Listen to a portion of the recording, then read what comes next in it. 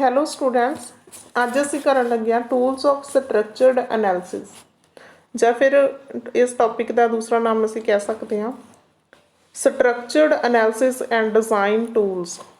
ਠੀਕ ਹੈ, ਇਹ ਕੀ ਹੈ, ਇਸ ਟੌਪਿਕ ਇਹ ਵੀਡੀਓ ਦੇ ਅੰਡਰ ਅਸੀਂ ਇਹ ਸਾਰਾ ਟੌਪਿਕ ਹੈ ਜਿਹੜਾ ਕਵਰ ਕਰਾਂਗੇ। ਫਸਟ ਵਨ ਤੇ ਜਿਹੜਾ ਹੁੰਦਾ ਗਾ ਸਟਰਕਚਰਡ ਐਨਾਲਿਸਿਸ।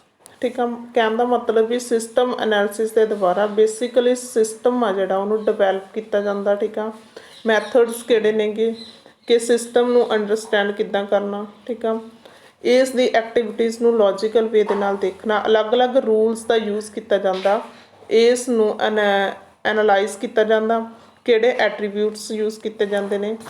ਠੀਕ ਆ ਜੀ, ਕਹਿੰਦੇ ਇਹ ਹੈਗਾ ਕੀ ਆ, ਅਸੀਂ ਗ੍ਰਾਫਿਕਲ ਵੇ ਦੇ ਨਾਲ ਯੂਜ਼ ਕਰਦੇ ਹਾਂ ਕਿਸੇ ਵੀ ਪ੍ਰੈਜੈਂਟੇਸ਼ਨ ਨੂੰ ਦਿਖਾਉਣ ਦੇ ਲਈ। ਠੀਕ ਆ, ਇੱਕ ਇੱਦਾਂ ਦਾ ਵੇ ਜਿਸ ਦਾ ਯੂਜ਼ ਕਰਕੇ ਠੀਕ ਆ ਪ੍ਰੋਜੈਕਟ ਨੂੰ ਗ੍ਰਾਫਿਕਲ ਰੂਪ ਦੇ ਨਾਲ ਦਿਖਾਉਣਾ। ਠੀਕ ਆ, ਉਸ ਨੂੰ ਕੀ ਕਿਹਾ ਜਾਂਦਾ ਗਾ, ਇਹ ਕੀ ਹੁੰਦਾ ਗਾ, ਇੱਕ ਪ੍ਰੈਜੈਂਟੇਸ਼ਨ ਕਿੱਦਾਂ ਦਾ ਹੁੰਦਾ ਗਾ, ਡਿਜ਼ਾਈਨ ਕਰਨਾ, ਉਸ ਨੂੰ ਕ੍ਰੀਏਟ ਕਰਨਾ ਤੋਂ ਬਾਅਦ। ਠੀਕ ਆ, ਇਸ ਨੂੰ ਟੂ ਟਾਈਪਸ ਦੇ ਨਾਲ ਦਿਖਾਉਂਦੇ ਹੈਗੇ। ਫਸਟ ਹੁੰਦਾ ਕਲੀਅਰ ਪਿਕਚਰ ਦੇ ਰੂਪ ਦੇ ਵਿੱਚ, ਦੂਸਰਾ ਹੁੰਦਾ ਗਾ ਫਲੋ ਬਣਦਾ ਕਹਿੰਦਾ, ਜਾਂ ਫਿਰ ਸਿਸਟਮ ਦਾ ਜੋ ਵੀ ਫਲੋ ਕੀ ਹੈਗਾ ਉਹ ਸਾਰੀਆਂ ਚੀਜ਼ਾਂ ਨੂੰ ਪੂਰਾ ਕਲੀਅਰ ਅਤੇ ਡਿਫਾਈਨ ਕਰਕੇ ਦਿਖਾਉਣਾ। ਅਸੀਂ ਲੌਜਿਕ ਰੂਪ ਨਾਲ ਦੇਖਦੇ ਹਾਂ, ਨਾ ਕਿ ਫਿਜ਼ੀਕਲ ਦੇ ਨਾਲ। ਇਹ ਕੀ ਹੈਗਾ, ਇੱਕ ਫਲੋ ਚਾਰਟ ਦੇ ਉੱਪਰ ਤੋਂ ਨੀਚੇ ਨੂੰ ਜਿਹੜੀ ਵਰਕਿੰਗ ਹੁੰਦੀ ਹੈ ਇਹਦੀ, ਕਹਿਣ ਦਾ ਮਤਲਬ ਓਵਰਵਿਊ ਜਿਹੜਾ ਹੁੰਦਾ ਇਸ ਦਾ high level to low level ਕੰਮ ਕਰਦਾ। ਰੂਲਸ ਕਿਹੜੇ ਕਿਹੜੇ ਹੁੰਦੇ ਨੇਗੇ ਜੋ ਸਟਰਕਚਰਡ ਐਨਾਲਿਸਿਸ ਦੇ ਦੁਆਰਾ ਯੂਜ਼ ਕੀਤੇ ਜਾਂਦੇ ਨੇ। ਉਸ ਤੋਂ ਬਾਅਦ ਆ ਗਿਆ ਇਹ ਸਾਰੇ ਕੀ ਹੋ ਗਏ ਤੇ ਐਟਰੀਬਿਊਟਸ।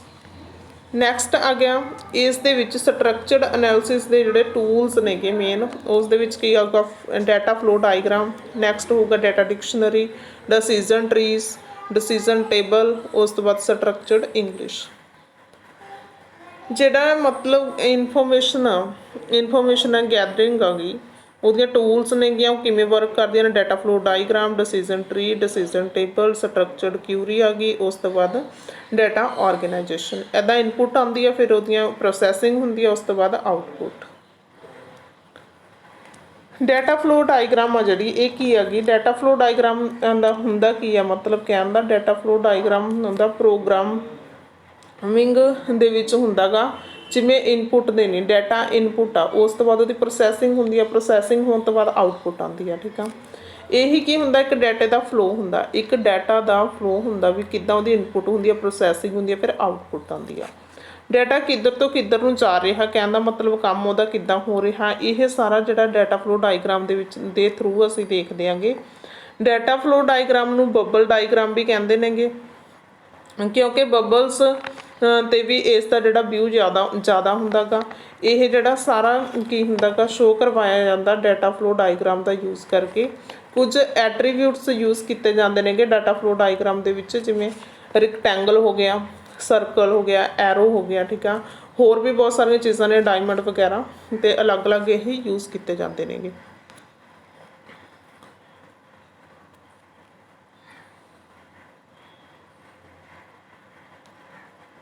ਬੇਸਿਕ ਇਹਦੇ ਐਲੀਮੈਂਟਸ ਨੇਗੇ ਆਫ DFD ਦੇ, ਮਤਲਬ ਡਾਟਾ ਫਲੋ ਡਾਇਗਰਾਮ ਦੇ ਕੁਝ ਕੁ ਬੇਸਿਕ ਐਲੀਮੈਂਟਸ ਨੇਗੇ।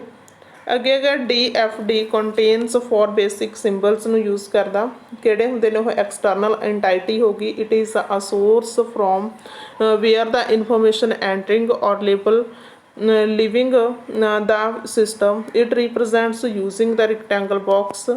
ਨੈਕਸਟ ਆ ਗਿਆ ਡਾਟਾ ਪ੍ਰੋਸੈਸ। ਡਾਟਾ ਪ੍ਰੋਸੈਸ ਕਿੱਦਾਂ ਹੁੰਦਾ, any information that changes or manipulates the incoming data and produce an output called the process, data process. ਇਸ ਨੂੰ ਕੀ ਕਿਹਾ ਜਾਂਦਾ, data process. A circle or bubble is used to represent the process of DFD। ਅੱਗੇ ਹੈਗਾ data store.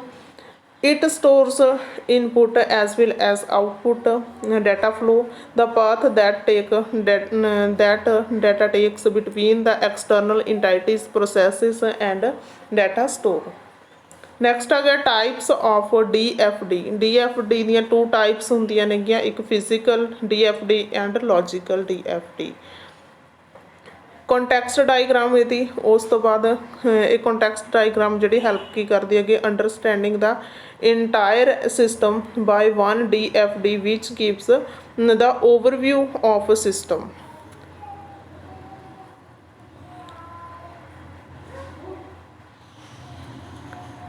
Next ਹੈਗਾ decision data dictionary. Data dictionary ਦੇ ਵਿੱਚ ਕੀ ਹੁੰਦਾ ਗਾ, ਡਾਟਾਬੇਸ ਦਾ ਇਹ ਇੱਕ ਪੈਕੇਜ ਹੁੰਦਾ ਗਾ। ਡਾਟਾ ਡਿਕਸ਼ਨਰੀ ਹੈ ਜਿਹੜੀ, ਡਾਟਾ ਡਿਕਸ਼ਨਰੀ ਕਿੱਥੇ ਯੂਜ਼ ਕੀਤੀ ਜਾਂਦੀ ਹੈ, ਡਾਟਾਬੇਸ ਦੇ ਪੈਕੇਜ ਦੇ ਵਿੱਚ। ਕਹਿੰਦੇ ਕੋਈ ਵੀ ਡਾਟਾਬੇਸ ਆ ਉਸ ਨੂੰ ਟੇਬਲ ਦੇ ਥਰੂ ਰੱਖ ਲੈਂਦੇ ਹਾਂ ਅਸੀਂ, ਠੀਕ ਆ। ਅਲੱਗ-ਅਲੱਗ ਫੀਲਡ ਯੂਜ਼ ਕਰਦੇ ਹਾਂ। ਉਹ ਫੀਲਡ ਕੌਣ ਹੁੰਦੀਆਂ ਨੇਗੀਆਂ, ਕਿਵੇਂ ਕੰਮ ਕਰਦੀਆਂ ਨੇ। ਮੰਨ ਲਓ ਅਸੀਂ ਇੱਕ ਸਟੂਡੈਂਟ ਦਾ ਮਤਲਬ ਟੇਬਲ ਬਣਾਉਣਾ, ਠੀਕ ਆ। ਉਸ ਦੇ ਵਿੱਚ ਸਟੂਡੈਂਟ ਨਾਲ ਰਿਲੇਟਡ ਸਾਰਾ ਡਾਟਾ ਫਿਲ ਕਰਾਂਗੇ, ਠੀਕ ਆ। ਜਿਵੇਂ ਸਟੂਡੈਂਟ ਦਾ ਨੇਮ, ਸਟੂਡੈਂਟ ਦੀ ਕਲਾਸ, ਸਟੂਡੈਂਟ ਦਾ ਰੋਲ ਨੰਬਰ, ਸਟੂਡੈਂਟ ਦੇ ਮਾਰਕਸ, ਇੱਦਾਂ ਇੱਕ ਟੇਬਲ ਕ੍ਰੀਏਟ ਕਰ ਲਾਂਗੇ। ਜੇ ਅਸੀਂ ਗੱਲ ਕਰੀਏ ਇੱਕ ਬਿਜ਼ਨਸ ਦੀ, ਬਿਜ਼ਨਸ ਦੇ ਵਿੱਚ ਇੱਕ ਕਸਟਮਰ ਦਾ ਕੋਈ ਵੀ ਅਸੀਂ ਡਾਟਾ ਮਤਲਬ ਰਿਕਾਰਡ ਰੱਖਣਾ, ਰਿਕਾਰਡ ਰੱਖਣ ਦੇ ਲਈ ਟੇਬਲ ਕ੍ਰੀਏਟ ਕਰਾਂਗੇ ਕਸਟਮਰ ਨੇਮ ਦਾ। ਉਸ ਦੇ ਵਿੱਚ ਮਤਲਬ ਕਸਟਮਰ ਦਾ ਨੇਮ ਹੋਏਗਾ, ਕਸਟਮਰ ਦਾ ਫੋਨ ਨੰਬਰ, ਕਸਟਮਰ ਦਾ ਐਡਰੈਸ, ਕਸਟਮਰ ਦੀ ਈਮੇਲ ID। ਇੱਦਾਂ ਕੀ ਹੋਊਗਾ, ਇੱਕ ਟੇਬਲ ਕ੍ਰੀਏਟ ਕੀਤਾ ਜਾਊਗਾ ਕਿਹਦੇ ਵਿੱਚ, ਡਾਟਾ ਡਿਕਸ਼ਨਰੀ ਦੇ ਵਿੱਚ। ਇਹਦੇ ਵਿੱਚ ਕੁਝ ਸਿੰਬਲ ਯੂਜ਼ ਕੀਤੇ ਜਾਂਦੇ ਨੇ ਕਿ ਡਾਟਾ ਡਿਕਸ਼ਨਰੀ ਦੇ ਵਿੱਚ, ਉਹ ਹੈਗੇ ਨੇਗੇ ਇਕੁਅਲ ਦਾ ਸਿੰਬਲ ਹੋ ਗਿਆ, ਪਲੱਸ ਦਾ, ਆਈਦਰ ਔਰ, ਆਪਸ਼ਨਲ ਐਂਟਾਈਟੀਜ਼। ਨੈਕਸਟ ਆ ਗਿਆ ਡਿਸੀਜ਼ਨ ਟਰੀ। ਡਿਸੀਜ਼ਨ ਟਰੀ ਦੇ ਵਿੱਚ ਕੀ ਹੁੰਦਾ, ਜੋ ਵੀ ਡਾਟਾ ਹੁੰਦਾ, ਠੀਕ ਆ, ਉਸ ਨੂੰ 2 ਤਰ੍ਹਾਂ ਦੇ ਨਾਲ ਮਤਲਬ ਬਾਹਰ ਕੱਢਿਆ ਜਾਂਦਾ। ਕਹਿਣ ਦਾ ਮਤਲਬ ਇੱਕ ਸਰਕਲ ਹੁੰਦਾ, ਇੱਕ ਰੈਕਟੈਂਗਲ ਹੁੰਦਾ। ਸਰਕਲ ਐਂਡ ਰੈਕਟੈਂਗਲ ਨੂੰ ਯੂਜ਼ ਕਰਕੇ, ਸਰਕਲ ਦੇ ਥਰੂ ਜੋ ਵੀ ਅਸੀਂ ਡਾਟਾ ਸ਼ੋਅ ਕਰਵਾਉਂਦੇ ਹਾਂ ਉਸ ਨੂੰ ਕਿਹਾ ਜਾਂਦਾ ਗਾ ਕੰਡੀਸ਼ਨਸ। ਜਿਹੜਾ ਰੈਕਟੈਂਗਲ ਦੇ ਥਰੂ ਜੋ ਵੀ ਡਾਟਾ ਅਸੀਂ ਸ਼ੋਅ ਕਰਵਾਉਂਦੇ ਹਾਂ ਉਸ ਨੂੰ ਕਹਿੰਦੇ ਨੇਗੇ ਐਕਸ਼ਨ। ਮਤਲਬ ਕਹਿੰਦਾ ਕੰਡੀਸ਼ਨ ਐਂਡ ਐਕਸ਼ਨ ਦੇ ਥਰੂ ਪੂਰਾ ਡਿਸੀਜ਼ਨ ਟਰੀ ਦਾ ਜਿਹੜਾ ਸਟਰਕਚਰ ਆ ਉਹ ਤਿਆਰ ਕੀਤਾ ਜਾਂਦਾ। ਡਿਸੀਜ਼ਨ ਟਰੀ ਦਾ ਸਟਰਕਚਰ ਟਰੀ ਦੀ ਤਰ੍ਹਾਂ ਸ਼ੋਅ ਹੁੰਦਾ ਗਾ। ਕਿੱਦਾਂ ਸ਼ੋਅ ਹੁੰਦਾ ਗਾ ਵੀ, ਜਿਵੇਂ ਕਹਿਣ ਦਾ ਮਤਲਬ ਟਰੀ ਦੀਆਂ ਬ੍ਰਾਂਚਿਸ ਹੋ ਗਈਆਂ, ਅਤੇ ਉਹ ਸਾਰੀਆਂ ਕੀ ਹੁੰਦੀਆਂ ਨੇਗੀਆਂ ਟਰੀ ਦੇ ਵਿੱਚ। ਜਿਵੇਂ ਇੱਕ ਸਰਕਲ ਹੋ ਗਿਆ, ਰੈਕਟੈਂਗਲ ਹੋ ਗਿਆ, ਐਰੋ ਹੋ ਗਿਆ, ਇਹਨਾਂ ਤਿੰਨੇ ਚੀਜ਼ਾਂ ਦੇ ਨਾਲ ਇਹ ਸਾਰਾ ਜਿਹੜਾ ਟਰੀ ਆ ਇਹ ਪੂਰਾ ਬਣਾਇਆ ਜਾਂਦਾ ਗਾ। ਇਸ ਤੋਂ ਬਾਅਦ ਕੁਝ ਨੈਕਸਟ ਆ ਗਿਆ ਸਾਡੇ ਕੋਲੇ